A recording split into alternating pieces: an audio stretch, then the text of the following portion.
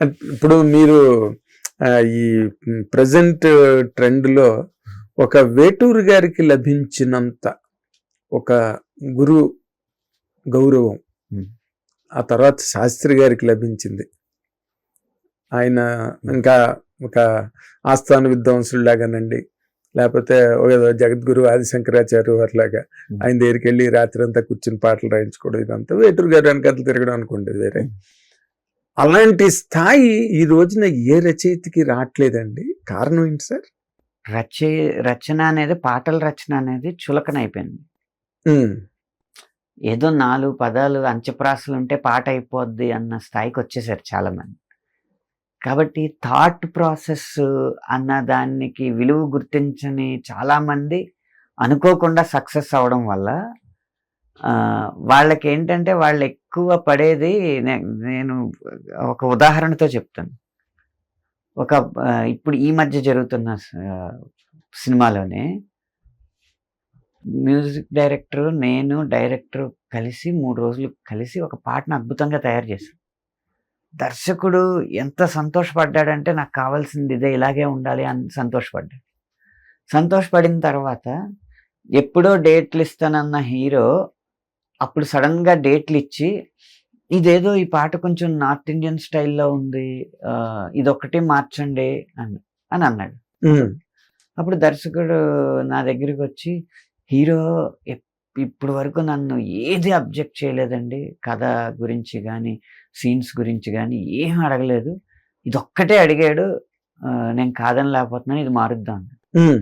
అంటే ఒక భాష రాని హీరో అభిప్రాయం అనే దానికి విలువ ఇచ్చి ఈయన కష్టపడి రాయించుకున్న పాటను కూడా త్యాగం చేసే దశకి వెళ్ళిపోయారు. అంటే కథ అనేది లేకపోతే దర్శకుల ఆశయాలు అనేవి ఒక హీరోను పట్టడం వరకు పరిమితం అయిపోతుంది. అంతేగాని కథని రంజింపజేయడం, కథకు కావాల్సిన పాటలు తెచ్చుకోవడం అన్న ఆలోచన విధానంలో దర్శకులు తక్కువైపోతున్నారు అన్నమాట. దానివల్ల కెప్టెన్ ఆఫ్ ద షిప్ ఎవరికి ఎక్కువ మర్యాద ఇస్తాడో సమాజం మొత్తం వాళ్ళకి మర్యాద ఇస్తుంది. వాళ్ళ స్థాయి నుంచే ఆ లోపం మొదలైంది. డైరెక్టర్స్ దగ్గర నుంచే మొదలైంది. అంటే కథ వెనకాలే హీరో నడవాలి కానీ హీరో వెనకాల కథ నడవకూడదు అన్న చిన్న ఆలోచన లాజిక్ మిస్ అవుతున్నారు అన్నమాట. అందుకు రచనకున్న ప్రాముఖ్యత తెలియక, రచయితలకున్న ప్రాముఖ్యత తెలియక అది తగ్గిస్తున్నారు. దాన్ని మళ్ళీ మనం తిరిగి రప్పించుకో. అంటే ఇప్పుడు ఇదొక పాయింట్ అండి, మీరు చెప్పింది ఒక యాంగిల్ కావచ్చు. బట్ ఇప్పుడు ఫర్ ఎగ్జాంపుల్ మీరు ఇందాక చెప్పినట్టుగా ఓ పాట రాయడానికి 3 రోజులు పడుతుంది మీకు మాక్సిమం. ఇంటికెళ్ళి కుస్తీ పట్టి ఆ లెంత్కి ఎలాంటి మాట రాయాలి, ఏ పుస్తకాల నుంచి ఏది, ఆత్రేయ గారి సాహితీ పీఠం జగ్గయ్య గారు రిలీజ్ చేసిన బుక్స్ పెట్టుకుని ఆ మాటలు కూడా రాసి పొదిగి వాటిల్లో రాసే రచయితలు కూడా తెలుసు నాకు ఇన్ జనరల్ గా. బట్ వేటూరు గారు కారుల్లో రాశారు, ఏరోప్లైన్లో రాశారు.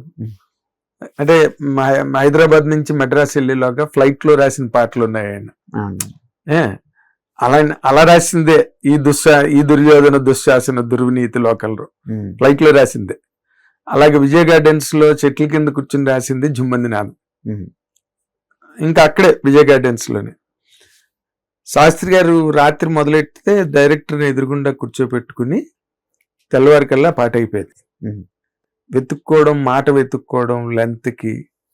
అలాంటి ఒక విశ్వరూపాన్ని వేటూరు గారు ప్రదర్శించారండి. ఒక విశ్వరూపం. సాగర సంగమం పాటలు కావచ్చు, శంకరాభరణం కావచ్చు, అడవిరాముడు కావచ్చు, ఇంకోటి కావచ్చు.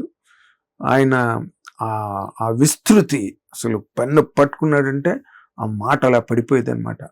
కైలాసాన కార్తీకాన శివరూపం ప్రమిది లేని ప్రమదాలో ఒక హిమదీపం అంటే ఆన్ ది స్పాట్ అలా నోట్లోంచి పెన్నులోంచి వచ్చేది. ఆ పొటెన్షియల్ మీ జనరేషన్ రైటర్స్ నిజంగా ఎగ్జిబిట్ చేయగలుగుతున్నారని మీరు అనుకుంటున్నారా? సమస్య లేదు. ఇంకోటి చెప్పనా, ఇది మీకు కొంచెం ఇబ్బందిగా అనిపించుండొచ్చు. చెప్పండి. వేటూరు గారు ప్రదర్శించిన పొటెన్షియాలిటీ ఏదైతే ఉందో అది ఆయన తర్వాత జనరేషన్ వాళ్ళు ఎవరో చేయలేరు. అలాగే వాళ్ళ ముందు జనరేషన్ కూడా ఎవరు చేయలేదు. ఎస్, నేను అందుకే వేటర్ గారి పేరు ఒకటే చెప్పానండి. ఆత్రేయ గారు, శ్రీశ్రీ గారు ఇంతమంది ఉన్నా నేను ఒక్క వేటర్ గారి పేరు ఎందుకు చెప్పాను? అంతకు ముందు ట్యూన్లకి రాసే పద్ధతి లేదు. తర్వాత పదాల పరిధి కూడా ఇప్పుడు మరీచిక లాంటి పదాలు తక్కువ వాడారు కదా అంత ముందు తరం రచయితలు.